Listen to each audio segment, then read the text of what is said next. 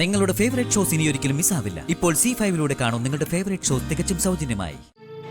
അച്ഛാ, ഞാനിന്ന് സ്റ്റുഡിയോയിൽ പാടി. മോൾക്ക് എങ്ങനെ സ്റ്റുഡിയോയിലൊക്കെ പാടാൻ പറ്റിയത്?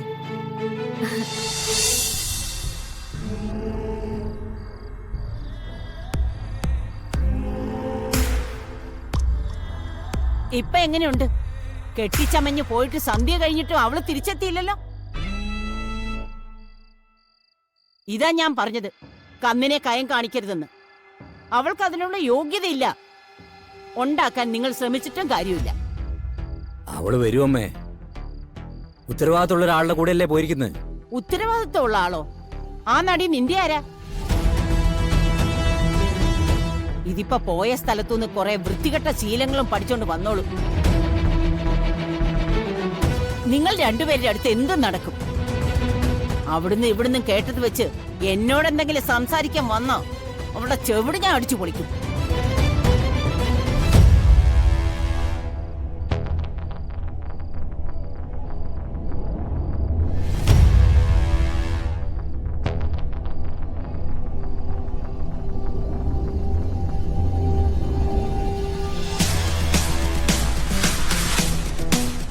എവിടായിരുന്നടി നീ ഇതുവരെ? കുറച്ചുമുമ്പ് വിനയ മാഡം പോയതേ ഉള്ളൂ മുത്തശ്ശി. ഞാനിതൊക്കെ വാങ്ങിക്കാൻ വേണ്ടി. അച്ഛാ, എല്ലാവർക്കും ഉള്ള ഡ്രസ്സാ. അവരോട് ഏറുന്നതായിരിക്കും. അല്ല മുത്തശ്ശി, ഇതൊക്കെ എനിക്ക് കിട്ടിയ പ്രതിഫല. നിനക്ക് കിട്ടിയ പ്രതിഫലോ? എന്തിന്? അച്ഛാ, ഞാനിന്ന് സ്റ്റുഡിയോയിൽ പാടി. മോൾക്ക് എങ്ങനെ സ്റ്റുഡിയോയിലൊക്കെ പാടാൻ പറ്റിയത്? അത് ശ്യാമ മാഡത്തിന്റെ കൂടെ പാട്ട് പാടാൻ ഒരു കുട്ടി വന്നു. പക്ഷെ ആ കുട്ടിക്ക് പാടാൻ പറ്റിയില്ല. അപ്പോ അവിടെയുള്ള ആളുകള് എന്നോട് പാടാവോന്ന് ചോദിച്ചു. നിർബന്ധിച്ച് എന്നെ കൊണ്ട് പാടിച്ചു. എല്ലാരും നന്നായിരുന്നു എന്ന് പറഞ്ഞു. ഇത് വളരെ അതിശയമുള്ള കാര്യമാണ് മോളെ. ഒരു പാട്ടുകാരിക്കൊപ്പം ഇത്രയും വലിയൊരാളുടെ കൂടെ പാടാനൊക്കെ എത്ര പേര് കൊതിച്ചു നടക്കുന്നു. ഏതായാലും വിനയ മാഡത്തിന്റെ കൂടെ പോയിട്ട് അങ്ങനെ ഒരു ഭാഗ്യം മോൾക്കുണ്ടായല്ലോ. അമ്മ എന്തോന്നും പറയത്തെ? കേട്ടത് വിശ്വാസം വരണ്ടേ കുട്ടി? എന്നാ വിശ്വസിച്ചോ? പാട്ട് പാടിയതിന് ആ സിനിമയുടെ പ്രൊഡ്യൂസർ എനിക്ക് കുറച്ച് പണം തന്നു പ്രതിഫലായിട്ട്. ഇതൊക്കെ അതീന്ന് വാങ്ങിച്ചതാ.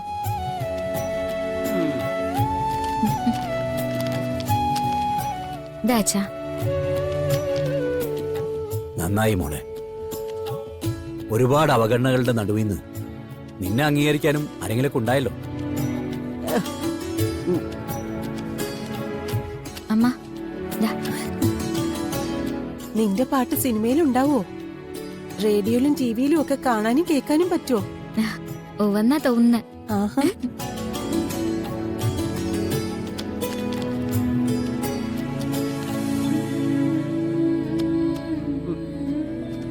ദാ മുത്തശ്ശി.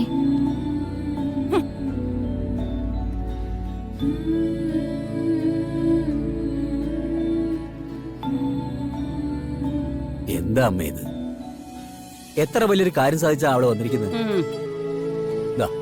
സന്തോഷത്തോടെ ഇതങ്ങ് വാങ്ങിച്ചേ. വാങ്ങിക്കമ്മ.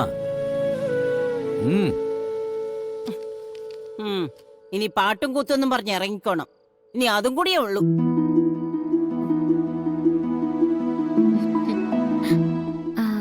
അച്ഛാ, എല്ലാം വാങ്ങിക്കഴിഞ്ഞിട്ട് ബാക്കി ഇത്രയുണ്ട്.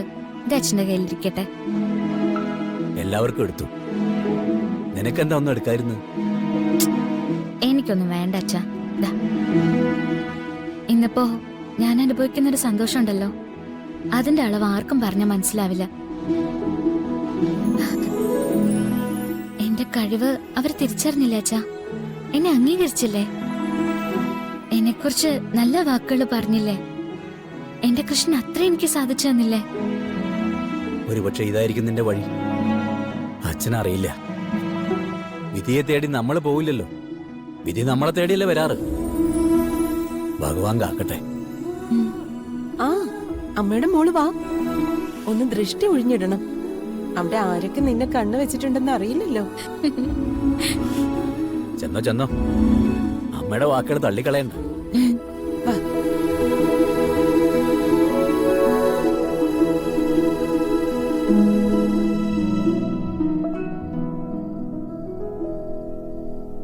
കൃഷ്ണ,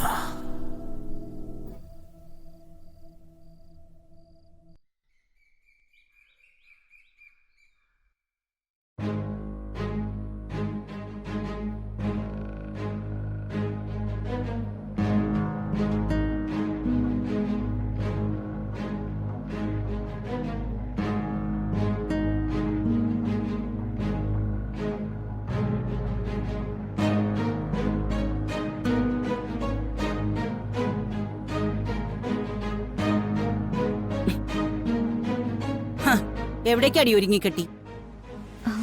അല്ല, പ്രിയയും ഭർത്താവും വരുന്ന ദിവസല്ലേ അമ്മ പറഞ്ഞു. അയ്യോ, പ്രിയങ്ക അവളുടെ ഭർത്താവും വരുന്നതേ നിന്റെ മോന്ത കാണാനൊന്നും അല്ല. അമ്മ വേറെ എന്തു പറഞ്ഞു തന്നു നിനക്ക്?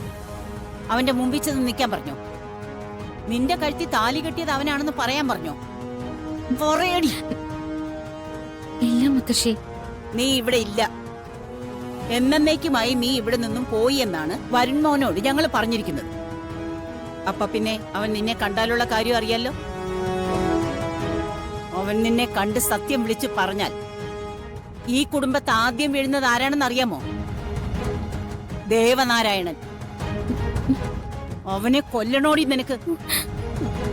മുത്തശ്ശി, ഞാൻ എന്താ വേണ്ടത്? എന്താ മോളെ? ആ വാതിലടക്കി. പോയി വാതിലടക്കടി.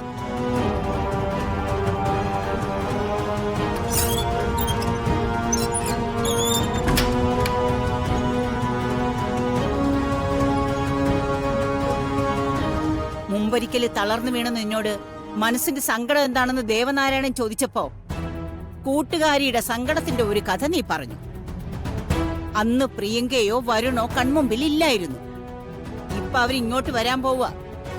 മോൾക്ക് വേണ്ടി അമ്മ എന്തെങ്കിലും മനസ്സിൽ ഉദ്ദേശിച്ചു വെച്ചിട്ടുണ്ടോ? ഞാനൊന്നും കരുതിയിട്ടില്ല. ഒന്ന് കാണിച്ചതുപോലെ ബോധക്കേട് അഭിനയിച്ച് ഇവളെ രക്ഷിക്കാനോ ഇവളുടെ കഴുത്തില് താലി കെട്ടിയ കാര്യമോ പറയാൻ ശ്രമിച്ചാൽ പിന്നെ ആറ്റുവാശ്ശേരി എന്നൊരു കുടുംബമില്ല. മനസ്സിലായോ നിനക്ക്? വരുണും പ്രിയങ്കയും വരാൻ സമയായി. അവര് തിരിച്ചു പോകുന്നത് വരെ ഇവള് ഈ വീട്ടിലുണ്ടാവാൻ പാടില്ല. ഇവള് പിന്നെ എവിടെ പോവാനാ? ആ, അല്ലാത്തപ്പോ നാട് മുഴുവൻ തെണ്ടുന്നതിന് ഒരു കുഴപ്പമില്ലല്ലോ. സിനിമാ നടിയെയോ ഗായികയോ ആരാണെന്ന് വെച്ചാ വിളിക്കട്ടെ, എന്നിട്ട് പൊയ്ക്കോട്ടെ ശവം. അത് പറ്റില്ല. ഇവള് ഈ കുടുംബത്തിലെയാ. മാറി ചിന്തിക്കാൻ എനിക്ക് പറ്റില്ല. എന്നാ ഒരു കാര്യം ചെയ്യും, ദേവനാരായണനോട് ഞാൻ തന്നെ നേരിട്ട് ഇതൊക്കെ ചെന്ന് പറയാം. ബാക്കി സംഭവിക്കുന്നതൊക്കെ നീ നേരിട്ടുള്ളൂല്ലോ അല്ലേ? ഡൗൺലോഡ് ചെയ്യൂ C5 ആപ്പ്. കാണൂ എല്ലാ എപ്പിസോഡുകളും സൗജന്യമായി.